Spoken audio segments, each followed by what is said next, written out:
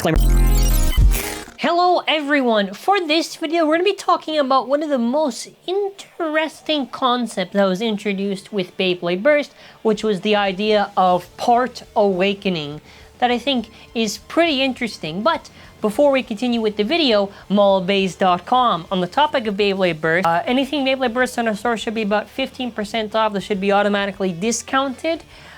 It is an option way to support the channel. I appreciate any support regardless. And also we have Beyblade X on there if you want to check it out. So starting us off, we're going to be talking about Variable, and this is present in both Victory Valkyrie and Ultimate Valkyrie. Now with basically Variable, it is a rubber driver that has very little stubs of rubber on it, and basically as you use it over time, it eventually becomes flatter and awakened. In this, you now gain faster movement and more aggressive potential unlocked on Valkyrie.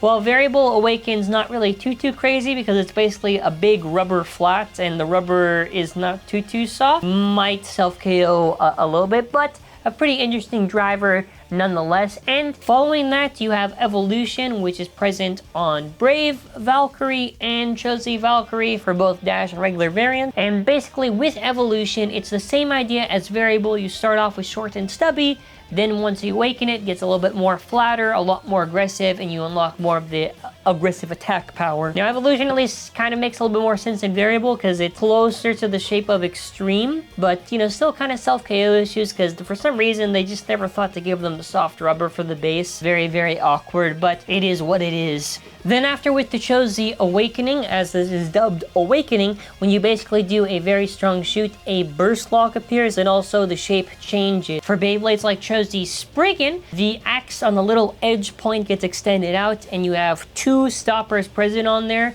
Now the burst stoppers are basically there to prevent you from bursting.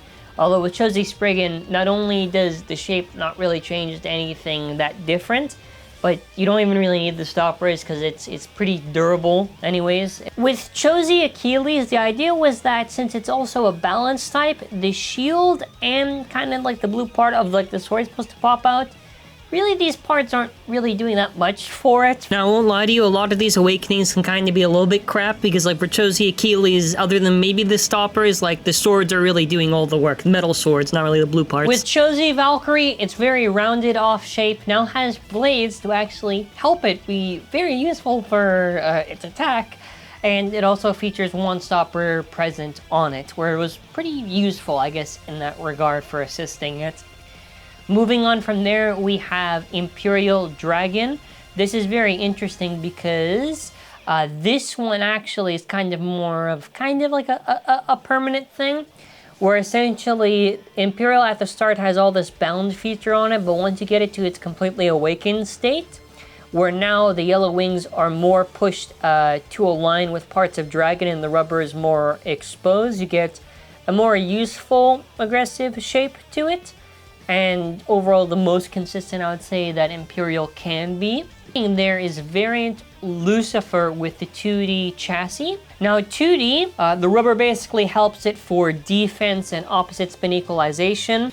I won't lie to you, Awaken 2D is a little bit overrated. Like, I'll be honest, it is kind of shit compared to what it was originally because it had a lot more use for the opposite spin equalization and defense, and you kind of just take away all the useful aspects of 2D to where it's not really that useful and sparking. Now Awakened. Like, 2D without the rubber is kind of like, eh.